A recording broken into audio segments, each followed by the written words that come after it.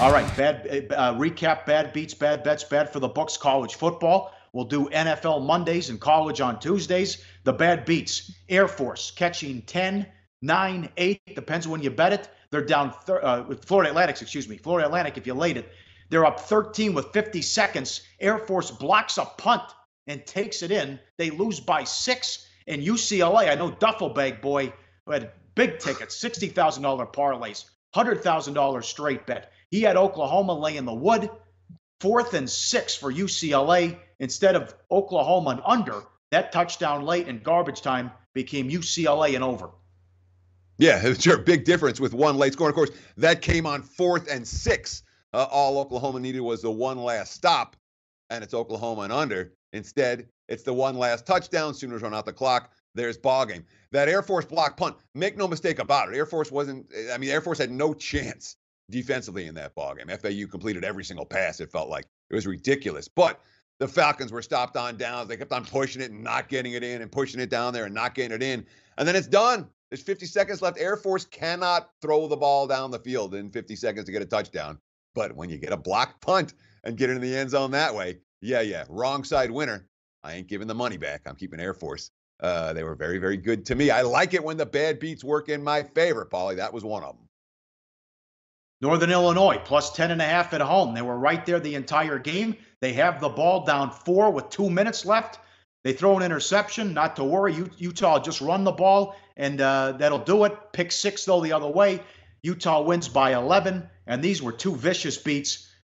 They did it again. Wisconsin did not take a knee. They throw a touchdown pass with 22 seconds left to put it over the total against New Mexico. That was 10-7 at the half, and I thought that was egregious. And then I watched Scott Van Pelt last night. How about if he had Southern plus 34 against Louisiana Tech with 12 seconds left in the clock running? Southern, plus 34. It was 47-17. Louisiana Tech threw a touchdown pass, 35 yards out. Whatever happened to take a knee and get out of there? Yeah, sure. That's a skip. I mean, that's not what we would expect from a Skip Holtz, certainly. And so with Wisconsin, it's worth noting. What you want to know is be aware of tendencies. The Badgers, when you're scoring a TD with 22 seconds left in a game that's 38-14 instead of taking a knee, that tells you what the coach is thinking. As for Utah, there was no way Utah was scoring on offense. Their offense was basically inept in that game against Northern Illinois. But the late pick 6, 2.5 minutes to play, gives the Utes the money. And that, of course, bounced right over the number. It was -11, -10.5, -11.5. Boom. They win by 11 to cover the closing number. Good bettors cashed with Utah thanks to that pick 6. They were a wrong side winner. Bad for the books. As New Mexico, Wisconsin total, the under 61 down to 57. Landed 59. Air Force, Florida Atlantic, big move. 68 down to 61.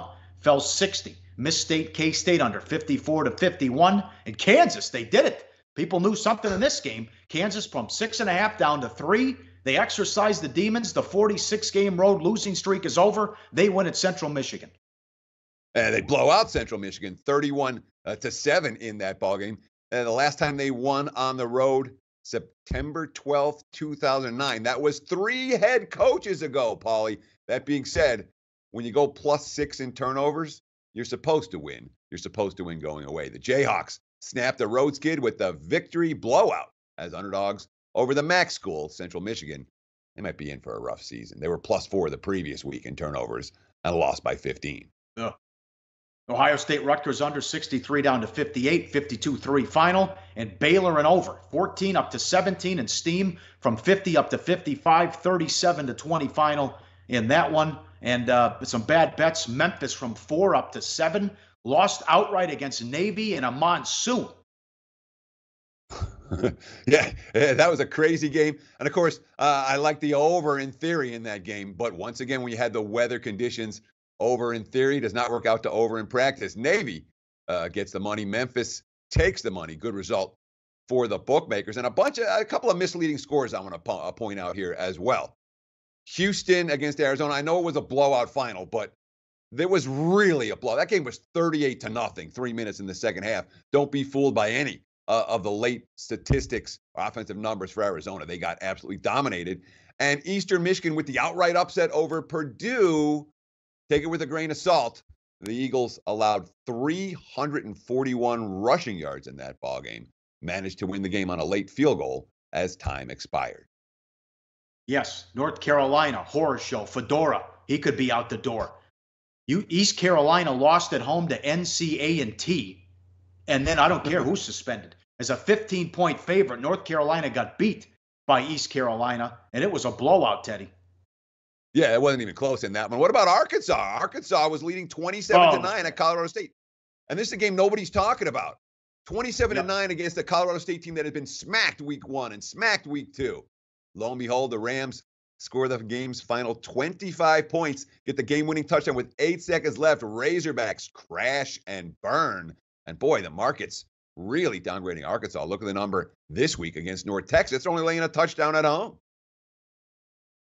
Good job by Kentucky. 1986, the last time they beat Florida. The streak was obviously goes back a long ways, but that was no fluke as they finally get it done and they beat Florida there. So a tough start for Mullen, and they take on Colorado State now. They're laying 3 touchdowns at home. We'll do more on this later in the week. We've already had according to reports, West Virginia, NC State is canceled, Teddy. I mean, between the hurricane, this is going to be a fiasco on the East Coast between totals, win totals if games are canceled, postponed, makeup games. They're trying to reschedule this West Virginia NC State game. What a mess this is going to be. Is it like 15, 20 games are going to be affected?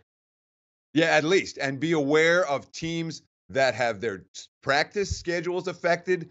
Be aware of teams that have their travel schedules affected. We'll talk about this as much as we can on tomorrow's show. I'm going to do my best to give us all as many weather details as we can, but clearly a major dangerous storm bearing down on the East Coast.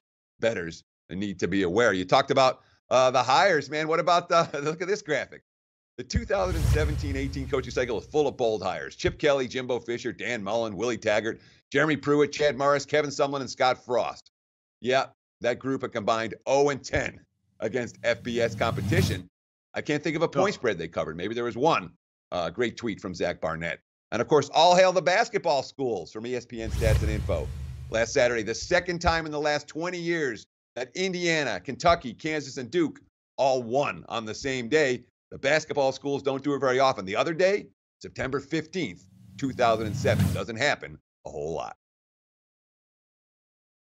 Like the show? Help us keep the lights on. Please make sure to comment, share, and subscribe to all the Sportsbook Review videos. Thanks so much. Best of luck. Enjoy the game.